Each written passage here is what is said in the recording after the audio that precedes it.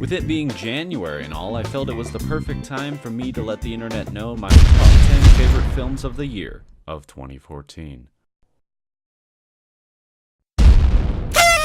I'm not a professional critic, just someone who loves movies, and it takes me a while to see everything I have an interest in watching from a given year. Creating a definitive list of my favorite films without evaluating the serious candidates would be unfair and devalue such a list. I didn't watch every movie from 2014, but hit all the must-sees and caught anything I have an interest in to the point where I now feel comfortable saying these are the films that deserve my recognition. That said, anything I feel is worth mentioning outside the core top 10 will get its moment, which is why I'm okay with how subjective this list is. The order relates to my favorites, not necessarily the year's objective best. If I were to create a list for each, there'd be quite a bit of overlap. For some films, discerning the year it belongs to is difficult, so if I say it's from 2014, that's what it's gonna be. Some of the unclear December-January releases might get roped in with a 2015 list if that ever happens. Finally, if you loved a movie I don't list, or hated one I do, that's completely fine.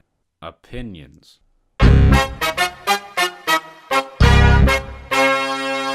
The trailer for Edge of Tomorrow, or Live, Die, Repeat, sucked. Without the post-release hype, there's little chance I would have seen this film. However, that's not to say I was happy with this movie because of low expectations. It's been quite some time since my first viewing of the flick, but I'm still impressed. The movie uses a unique dynamic to get us to some tangible action and has most everything I want in a PG-13 action film. Although some minor inconsistencies exist, the objective and parameters of the film are defined. The characters are cool, as is the concept, and Tom Cruise has a clear arc. Plus, the sequences are stellar, letting us appreciate his commitment to stunt work. Groundhog Day being one of my all-time favorite films, it's amazing I feel no need to deduct points for unoriginality.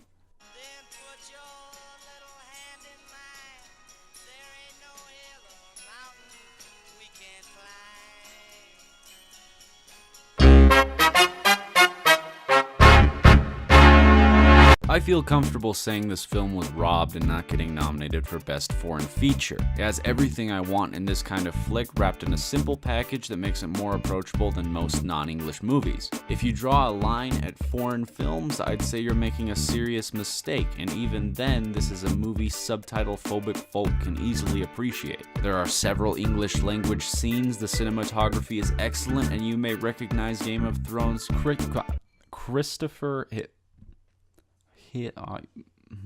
this guy from Game of Thrones, who gives a solid performance alongside the rest of the cast. In short, this movie is about a man's split-second decision having negative effects while on holiday with his family at a ski resort. Throughout the film, you'll find yourself wondering how you would have reacted in his situation. The questions this film asks aren't easily answered, and although they may not be directly addressed, tackling them deserves credit and impacts the viewer with something to think about. Locke is a minimalistic work with Tom Hardy in a car talking to people on the phone. That's the movie. I don't want to get into details because the way events unfold is one of the greatest strengths, but more so I admire how much the creators accomplished with so little. Despite the innately dull premise, my attention was transfixed for the entire hour and 25-minute runtime. Credit is due to a stellar performance by Hardy and some breathtaking cinematography. Finding new angles around a single car for an 80-minute scene is no easy task, yet up to the climax they're showing us dazzling new images of a beautiful nighttime cityscape. Locke is effective at getting us into the film's sole on-screen character's role to the point where each painful phone call resonates like we're answering it ourselves. If you require high action, explosions, and witty banter in your movies, this may not be your cup of tea. But if known to on occasion willingly delve into the artsy-fartsy, this one is great. Nightcrawler is great at getting under your skin, as well as snowballing at just the right pace. Pulling me into a concept I've never considered, namely night crawling, is no small task, but because of the way it's sensationalized, I was engrossed in the experience. Jake Gyllenhaal is allowed to show his ability as an actor through an absolute psychopath, and I thought his assistant, Rick Garcia, credited as being portrayed by Rick Garcia, was great as well. This is the directorial debut of the film's director, but you wouldn't know it because every everything, especially the visual side of the film, is so on point. Similar to my pick for number 6, Nightcrawler's eye-opening perspective on the way media portrays reality adds meaning to the film beneath the pure entertainment provided. The best and clearest way that I can phrase it to you, Lou, to capture the spirit of what we air, is think of our newscast as a screaming woman running down the street with her throat cut. I'm kind of bothered by Peter Travers' 3.5-star rating getting slapped on the Blu-ray cover because a film of this caliber shouldn't have to resort to that. Not that the movie's perfect, I didn't give it a 10 out of 10, but it's not like no respected critics did. Anyway, Nightcrawler is a highly enjoyable film that I consider one of the year's best. Out of Fincher's hands, I find it hard to believe this film would have been half of what it is. Everything from the color scheme to the way actors deliver their lines set a perfect tone to immerse you in what is an absolutely absurd story. I can see why the book was successful and guess where individual chapters ended, leaving the reader hooked, but transmitting equal levels of interest to the screen is a true feat. Even in Fincher's weaker films, one of which this certainly isn't, there's technical brilliance to admire that elevates the mediocre, and the way Gone Girl makes you think about media coverage is simply icing on the cake. The Lego Movie exceeded even the wildest of expectations. An hour-and-a-half toy commercial released in February wasn't something I was highly anticipating, but after a year and a half and 4 viewings, similar to Edge of Tomorrow, it's clear my love of this film isn't based on the incredible fact that it doesn't suck. This movie takes full advantage of the limitless pop culture access it's allowed and makes a film that's not just ridiculously fun, but relevant. That's $37. Awesome! What other feature released in theaters has Batman, Han Solo, Gandalf, Abraham Lincoln, Dumbledore, and Shaquille O'Neal interact with its characters? It's like an out-of-control fanfiction that works because the dynamic is completely allowed when kids play with Legos. This is why I've always loved videos like Kishen's meeting of the heroes and villains. This meeting is absolutely stupid. Only a Sith deals in absolutes. Wait, what? I said only a Sith. No, I heard what you said. It just doesn't make any sense. What you just said was an absolute. Only a Sith deals in absolutes. That is an absolute. So by your logic, you must be a Sith. I mean, hell, I must be a Sith because I think that's absolute bullshit. Approaching from the angle of pop culture is an act of genius, and it's no wonder this film was directed by the duo who also brought us one of my favorite comedies of the year in 22 Jump Street. The Lego Movie has a clever style that never lets the viewer get bored and pays tribute to one of the film's biggest inspirations, stop-motion animation. The Everything is Awesome theme grew somewhat obnoxious with time, but fits the film perfectly. If you've hung out this long on the expectation that this movie is nothing more than an above-average kids flick, I'd recommend checking it out. This is the best movie of the year.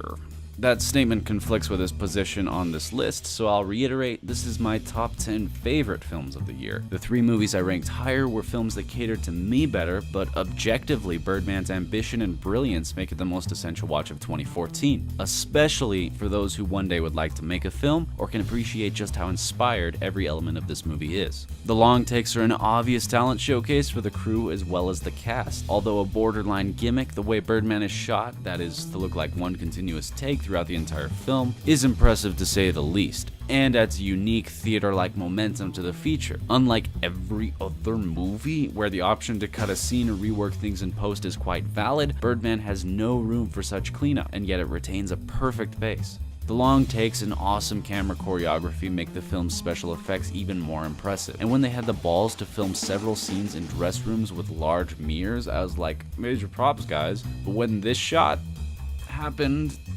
my mind was officially blown. Above all, Birdman is just smart filmmaking, from appropriate audience cues to relevant modern references to spontaneous events recapturing our interest whenever there's a hint of the film losing it. Listen, our perfect dream actor is not gonna knock on that door and go, "Hey fellas, when do I start?" You know? The theme I believe to be the overall one resonated with me, but the movie has dozens of other ideas floating around that make this a flick that will beg for analysis years down the road. If nothing else, it's a marvel this film was financed and produced a profit.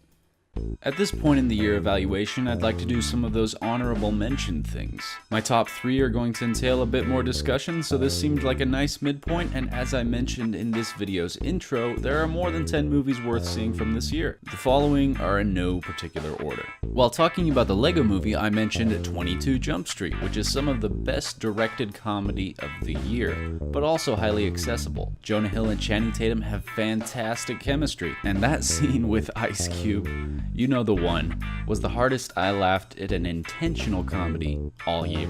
As one who buys into hipster culture and independent music to a degree, I enjoyed Frank quite a bit. Michael Fassbender gives an impressive performance through a giant mask, and his most likable song ever is amazing.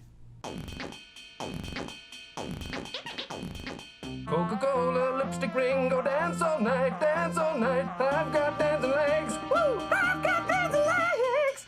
Fassbender was also great in X-Men Days of Future Past, which I consider the series' best entry yet based on how it handled its enormous, talented cast and some classic X-Men social issues. The film effectively merged the best parts of the original movies with the superior prequel to make an exceedingly entertaining flick. Chris Rock's top 5 surpassed expectations, dealing with a lot of relevant issues. It's just an opinion, but I thought this movie was, at times, hilarious. If you don't care for Rock's humor, this is one to skip, but it does have some interesting points about celebrity life and certainly runs with its own spin on things. If you're someone who honestly has 2001: A Space Odyssey in your all-time top 5, then I recommend Under the Skin based on its style and themes. The visuals in this film are excellent and genuinely shocking. Not something for everyone, but Under the Skin has a lot to admire about it. Be aware that it's best to go into this film blind, so I wouldn't recommend looking up much before checking it out.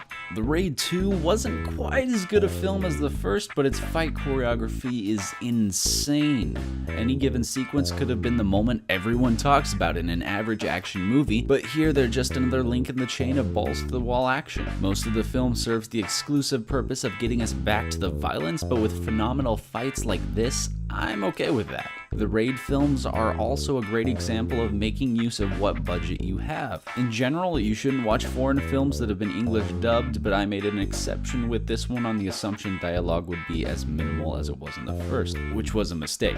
If the option's available, I would recommend subtitles. And last we have The Imitation Game, a great biographical picture that blends themes of sexuality and war quite well. While not as deep as some seem to feel it is, The Imitation Game is an easy movie to like and one that needed to be made. In general, I don't watch movies I expect to dislike, but this year a few caught me off guard. The Hobbit: The Battle of the Five Armies was a soul-crushing mess of a movie with very little substance and absurd synthetic action. Up to this point, I felt the series had a good thing going, but that was ruined by the sloppy wrap-up of the desolation of Smaug and a lack of purpose in a third entry. Sharknado 2, the second one, was terrible. Did anyone else recognize the stock footage they used from videoblocks.com? But in a fun way that makes it hard to hate. If you're looking for a bad movie with a degree of self-awareness, I'd actually recommend this, assuming you've seen the first one.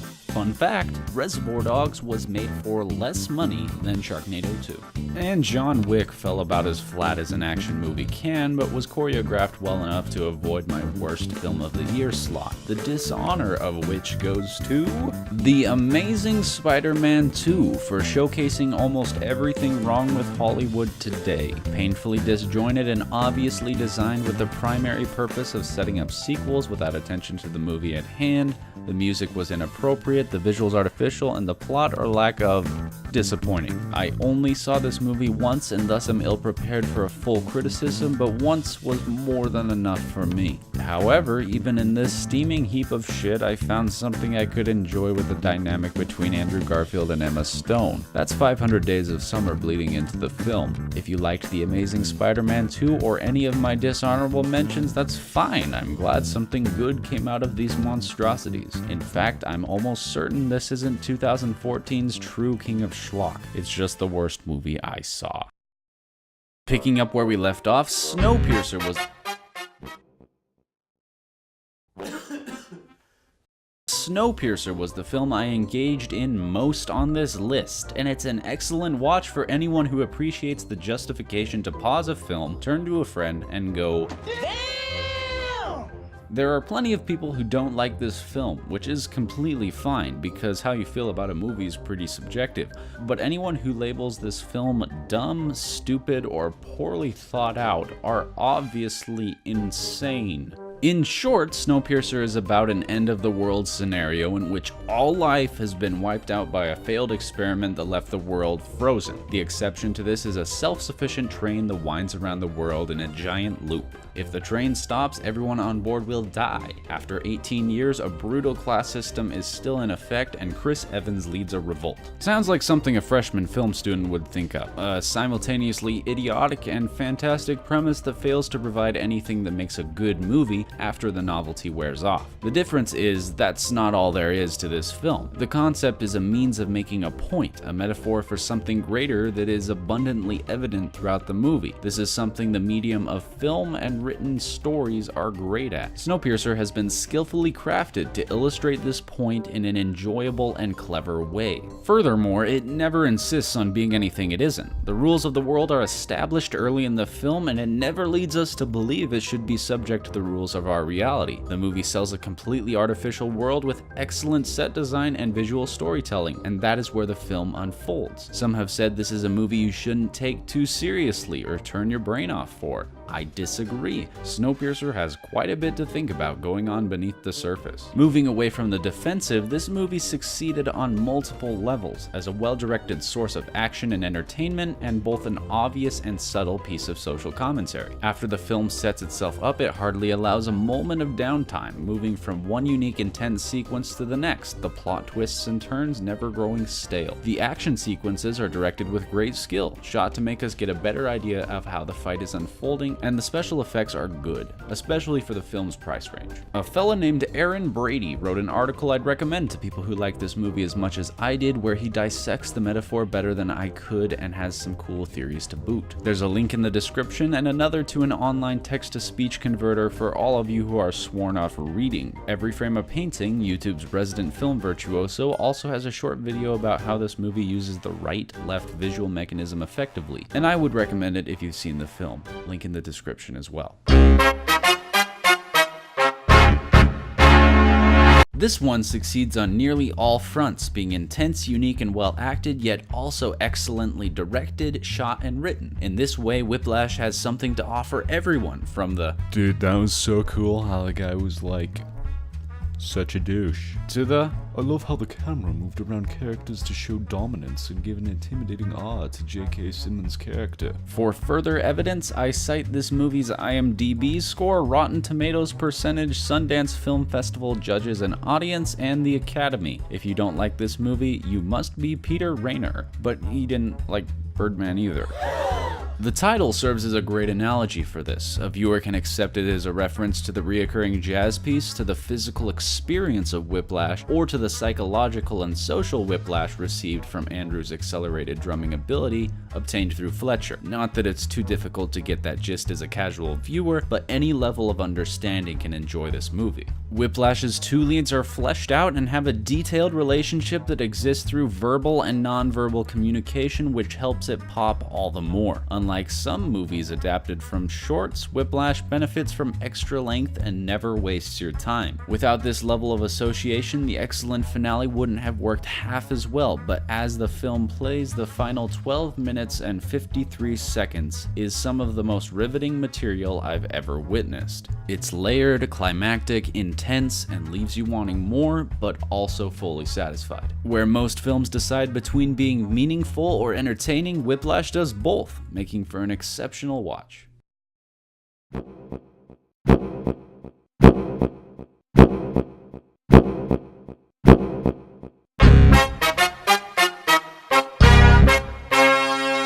The Grand Budapest Hotel is a movie I love and admire intensely. It's lighthearted entertainment, but of that and every other element of the film, it's fully aware, executing a master level of control on the part of director Wes Anderson, this film being his greatest work to date, which is no small praise. The movie's set design alone has such a degree of intricacy that becoming bored is all but impossible, representing immense effort and time well spent on beautiful shot after shot, many of which appear on screen for mere seconds but show massive talent and dedication, also evident in all aspects of this straight-up masterpiece. As a particular YouTuber loves to point out, movies suck at newspaper columns, but all the articles in Grand Budapest are fleshed out and relate to their headlines, despite the difficulty of catching more than a sentence without pausing the film. Likewise, characters exhibit odd, often visual quirks hardly related to the film but successful at cheaply fleshing them out, making them and the film feel tangible. A juvenile part of me reacted to Agatha's birthmark because, yeah, but even Zero's mustache builds a character and keeps the film alive. I can see why some might consider the way this movie's actors were used as disappointing, but I'd counter that casting Adrian Brody, Willem Dafoe, Jeff Goldblum, Harvey Keitel, Tilda Swinton, Bill Murray, Edward Norton, and Tom Wilkinson in undemanding roles isn't just a testament to the strength of this project, but a prank on the audience related to our expectations that I find hilarious. It's not like they gave weak performances, and the core cast is exceptional, so I see no reason why we can't enjoy A-list actors bumbling around in fun side character roles. Really, this is a very funny movie, in the style of humor that takes skill to craft and attention to notice. There's plenty of laugh-out-loud moments and jokes that are great, but I appreciate subtle things like Zero's message written in code, and the visual humor. Things you might not notice until the credits have rolled or you're making a video discussing the film.